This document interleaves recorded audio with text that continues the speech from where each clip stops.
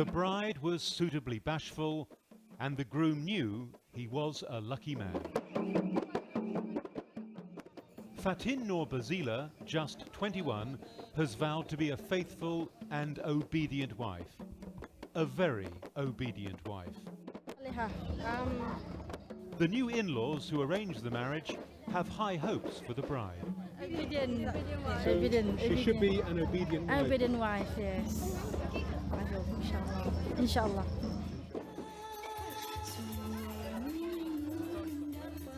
And Fatin knows what's expected of her. What do you think the key to being a good wife is? I must give full obedience. Full obedience. Be obedient. Yeah, be obedient to him. Obey your husband. Yeah. For better or for worse, Fatin has just joined the Obedient Wives Club, which has more than 1,000 members so far and is growing fast. She's the latest member of the group that's teaching Muslim wives how to gratify their husbands in the bedroom. Be submissive to him, obedient, fulfill his desire more than first-class prostitute can do. Among the guests at today's reception is the club's persuasive president, Fawzia Arifin, who's only too willing to repeat the club's mantra. Obey the husband, present a good personality to the husband. When the husband come back home, she's in a good shape, good dressing, allure to the husband, fulfill the husband's needs. That way, she says, men won't stray outside the bonds of matrimony. But Fawzia concedes, sometimes one wife just isn't enough. Not all the time one wife can fulfill a husband. Okay, sometimes she's sick or she's pregnant. When the wife say, I'm not ready for you or something like that. So the husband, at that time, maybe the husband needs is so it's great. That leads to the husband getting somebody else. To keep husbands satisfied, the club encourages polygamy, and a third of its members are in polygamous marriages.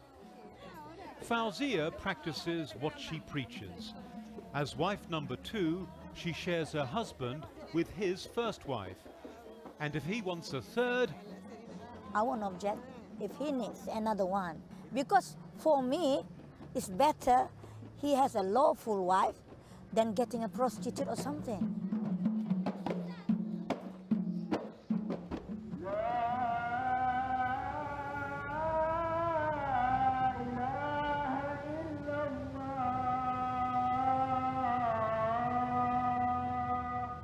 in Malaysia, a Muslim man may legally marry up to 4 wives as long as he obtains permission from a Sharia court.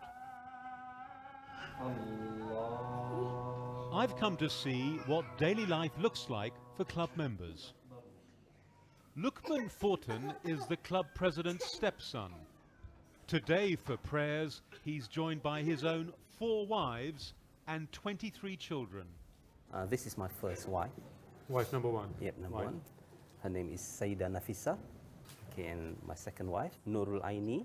My third wife, Rahma. And my 4th wife, Mardiana. Who's from Port Hedland? Yeah, from Port Hedland. G'day. G'day, mate.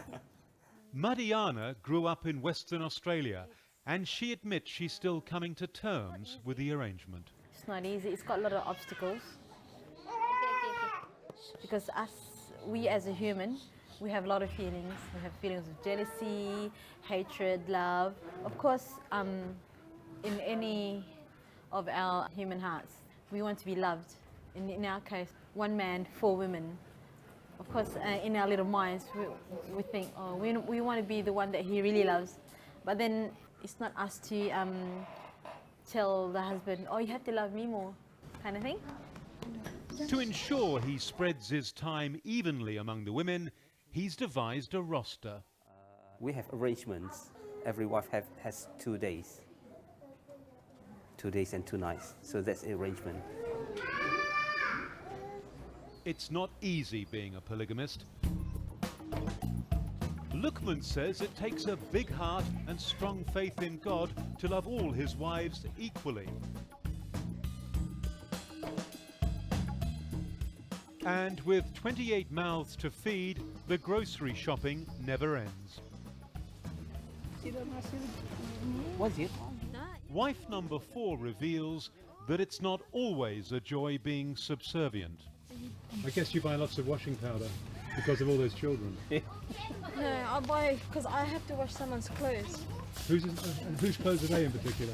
I don't know. Let me guess. It couldn't be for the only man in the house. If he gets the right person, I'll buy you a drink. A rare flash of disobedience that appears to go unnoticed. In addition to sharing the husband, they also split the household chores between them. And they see it as an easier way and as an easier life in that they have 3 other women to share the childcare, share the housework. They even make jokes about it and say, yep, I don't have to see my husband every night. Journalist Liz Gooch has written extensively on the Wives Club and says they really know how to provoke headlines. This group sees that women or wives who are not obedient to their husbands, they see them as the cause of social ills, everything from domestic violence. They say that the reason why men bash their wives is because they are sexually frustrated, because their wife has not been sexually available to their husband. True enough to a certain extent. Like I said, if they're disobedient, it causes provocation. It irritates a man.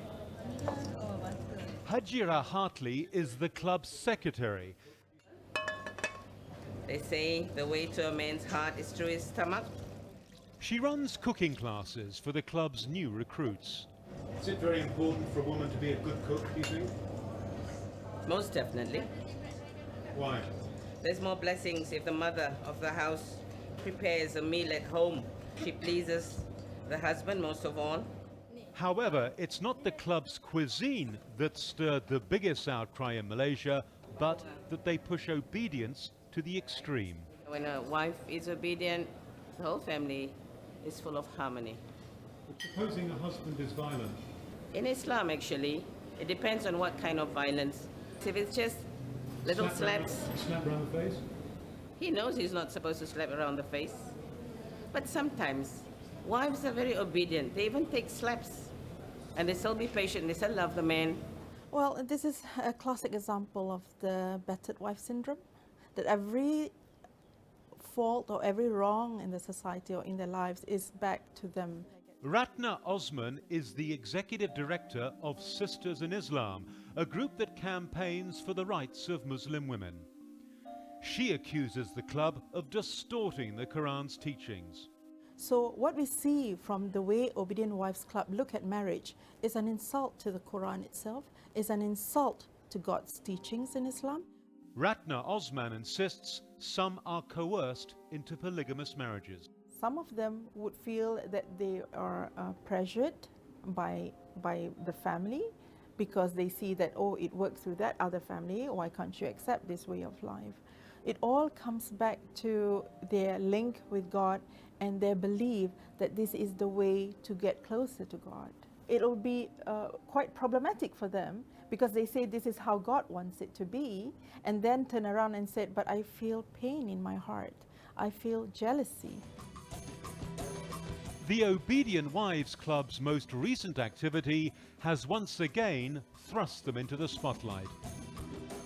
Jangan sesiapa pun terkecuali dari mendapatkannya kerana ia. They've published a risque guide to Islamic sex.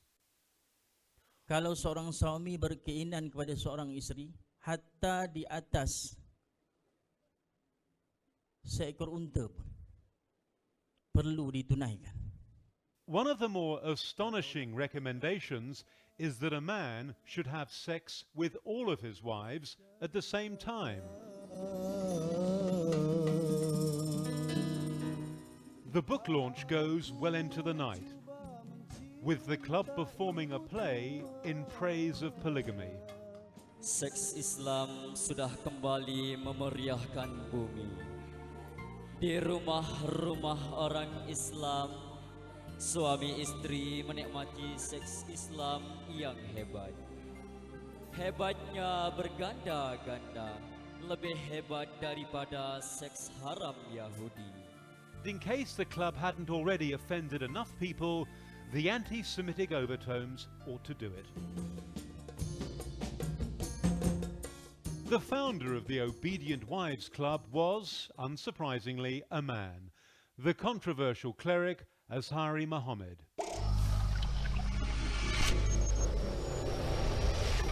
When he died last year, he left behind a business empire called Global Ikhwan, which funds the club's activities.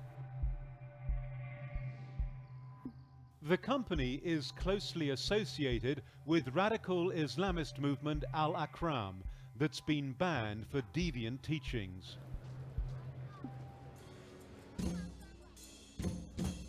Many see the Obedient Wives Club as an attempt at reviving the defunct sect. The government says you're trying to bring back this organisation. That's what they claim. Or they claim, because they didn't really meet us actually. When they come to us, they try to claim us. But of course, we didn't bring back what already been banned. That's me. D'accord? Saved by the bell. Ratna Osman doesn't believe the club's denials. They are separatists. They cut off their relation with the mainstream, the society. They are self-sustained economically, so they target usually professionals. They don't really go spreading their message to the dropouts. So you will find in the Obedient Wives Club women who are very highly qualified, engineers, dentists, lawyers, doctors. Just 2 days after Fatin's wedding reception, the 21-year-old economics student is coming to terms with what her future has in store. If your husband decides to take a second wife, a third wife, or a fourth wife, would you accept? How would you feel? I will allow him to marry because... Will you accept? Yes, I will accept. Because in Quran, it says that a man should marry for women. Today, Lukman's meeting his 4 women for lunch, while the kids stay home. Will you have any more children? Yes, I will. You want to have more? Yeah. How many more? It's up to God. I wonder, though, if he can remember the names of all his 23 kids. All the names? Yeah. Okay. Sayyidah Khalila, Hani, Muhammad Utbah, Muhammad Aizul Zaman, Nabila Farhana, Shafiqa. After 6 names, driving suddenly requires more focus. You paused. Yeah, because I have to concentrate on the...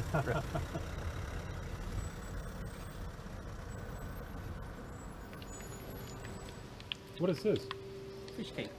In an uncommon role reversal, Lukman is being the obedient spouse, preparing the snacks. I just noticed something unusual. Your husband is serving you. Love. Restaurant. Serving me. Today only. This hour only. Right? For meeting. We'll make it up later. And for that, they may need to consult the club's latest publication.